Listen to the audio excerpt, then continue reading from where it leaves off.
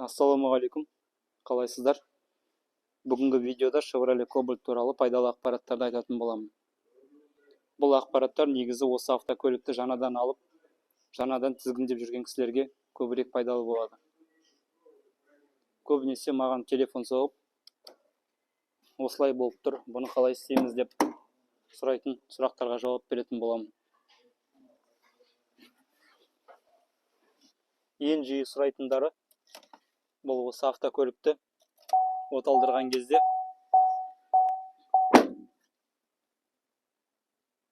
осылай мына жердегі көрсеткіштер көрсетпей қалды деп звондап жатады. Мына бас жағында кітапшаның суреті шығып тұрады осылай. Бұл дегеніміз мына оң жақ төменгі жағында әртүрлі сандар шығады. 24, 22, 21, 20, 18 деген сияқты. Бұл әрбір санның өзінің анықтамасы бар. Яғни мысалға 24 деген жанып тұратын болса, осы автокөліктің подномерник, яғни номердің үстінен жанып тұратын лампочкасы жанып кеткен кезде осындай ошибка шығады. Сол лампочканы жаңасына ауыстырғаннан кейін бұл қателік, яғни ошибка кететін болады. Сол кезде қалғандары көрсетеді. Бірақ бұны алып тастау үшін мына гитараның сол жақтағы мына жердегі кнопкасын бассаңыздар, ол автоматты түрде өшетін болады. Бір рет басасыздар. 22 деген шықты. 22 деген бұл оң жақ габарит жанбай тұр деген сөз. Яғни лампочкасы жанып кеткен. Тағы да бір басасыздар. Содан кейін мына көрсеткіштер шығатын болады. Көбінесе осы үстіңгі жағында тұрған 100-ге қанша жейтіні, яғни орташа расход бензиннің. Бұны өзгертуге болады бұл жердегі көрсеткішті. Оны өзгерту үшін мына сол жақ гитараның мына жерінде бұрайтыны бар. Осыны бұрасаңыздар жоғарыға төменге. Сонда мына жердегі көрсеткіш өзгеріп отырады. Төменге қарай басқан кезде 1, 2, 3, 4 көрсеткіш болады. Басынан бастап айтайын. Мына бірінші тұрғаны средний расход. Одан кейінгі тұрғаны бұл бензин бактегі бензиннің қанша километрге жететінін көрсетеді. Бұл үшіншісі орташа жылдамдық. Төртіншісі бұл моточасы дейді. Бұл қозғалтқыштың қанша уақыт жұмыс істеп тұрғанын көрсетеді. Көбінесе май ауыстырғаннан кейін нөлге қойып, соны санау үшін пайдаланады. Бұл автокөлікте сонымен қатар судың температурасын көрсететін датчик орнатылған. Заводтан шыққан кезде бұл көрсеткіш болмайды. Оны прошивка жасау арқылы шығарып аласыздар. Тағы бір мәселе көбінесе звондап жатады. Яғни мына ауа бағыттағышты тек қана терезеге қойған кезде кондердің компрессоры қосылады. Бұл автокөлікте заводтан солай жасалып шығарылған. Терезелері жиі буланып кетеді.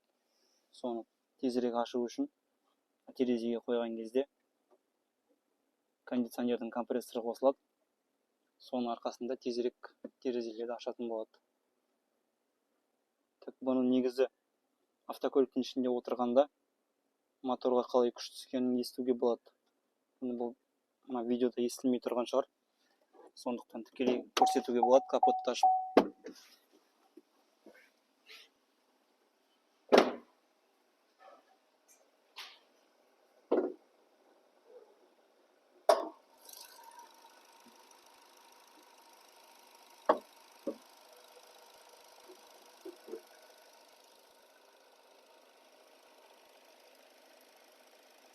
Қазір компрессор жұмыс істеп тұрған жоқ.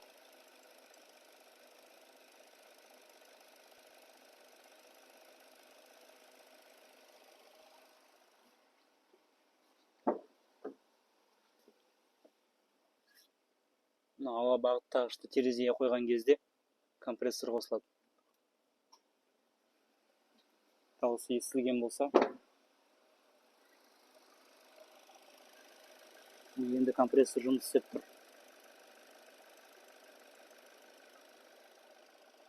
Бұл терезенің булануын тезірек ашу үшін заводтан осылай жасалған. Компрессор жұмыс істеп тұрғасын вентиляторда қосылады. Қазір вентиляторда айналып тұр. Осының бәрі моторға күш түсіретін болады. Қыс мезгілінде -4 градусқа дейін қосылады. -4 градустан кейін бұл компрессор қосылмайды. Көктем және күз айларында осылай бірге жұмыс істеп тұрады.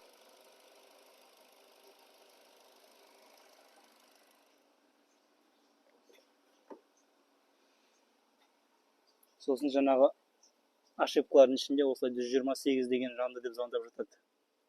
128 деген бұл капот ашық тұр деген сөз. Соның қателігін білдіреді. Және де ДХО, габарит дегендерді көбісі түсінбей жатады. Мысалға автокөлік оталып тұрған кезде мынау 0-де тұратын болса, сіздерде ДХО жанып тұрады. Мынау лампочка екі жағынан жанып тұрады. Осы фар қосатынды ортаға қойған кезде дәл сол лампочка тек сығыраятын болады, яғни жарығы азаяды. Екінші спираль қосылады. Бұл лампочка оларда екі контактылы болып саналады. Міне қазір ортасына қоям. Экранның жарығы түсті. Таблоның жаңағы екі лампочка жарығы азаяды. Міне бір жағы жанбай тұр. Жаңағы 22 деген ошибка осыдан жанып тұр.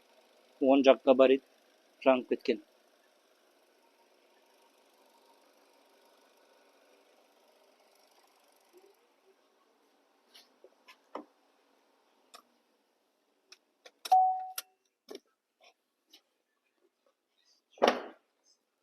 Бұл лампочканың жанып кеткенін сіздерге толық түсіндіру үшін алып көрсетейін.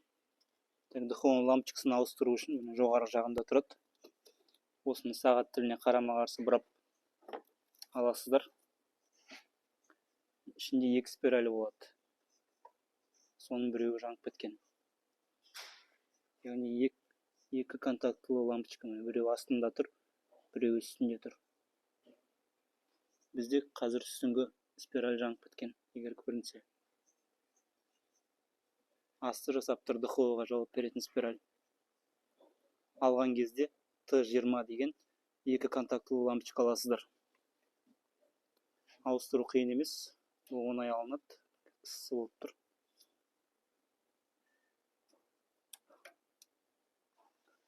Бұл лампочканы ауыстыру қиын емес. Осында екі контактылы лампочка болады.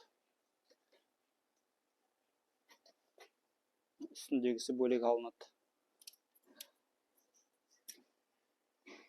Мына жер неге күйіп кеткен деп шошып жатады. Бұл барлық қобдикта осылай.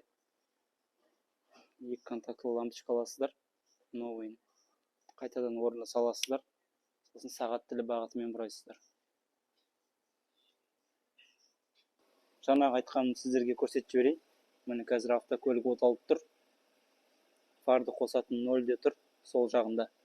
Но қазір ДХО жанып тұр екеуі де. Габаритті қос. Габаритті қосқанда сәл сығыраяды сол лампочкалар. Қазір бір жағы жанбай тұр. ДХО-ны қос. Мынау ДХО, күндізгі жарық шамдары. Габарит. Мынау габарит. ДХО. Күндізгі жарық шамдары осылай жарық болып жанып тұрады. Жаңағы лампочка. Габарит. Габаритке қосқанда сығыраяды. Фар. Ближний фарды қосқан кезде габарит бірге жанып тұрады. Бұларда дальний ближнийда бір лампочкада орналасқан, форматы H4. Дальниймен моргатеді. Фарды сөндір. Бір лампочка болады ішінде, тек дальний ближнийге жауап беретін. Бұл лампочканы қалай ауыстыратын туралы видео біздің каналда бар.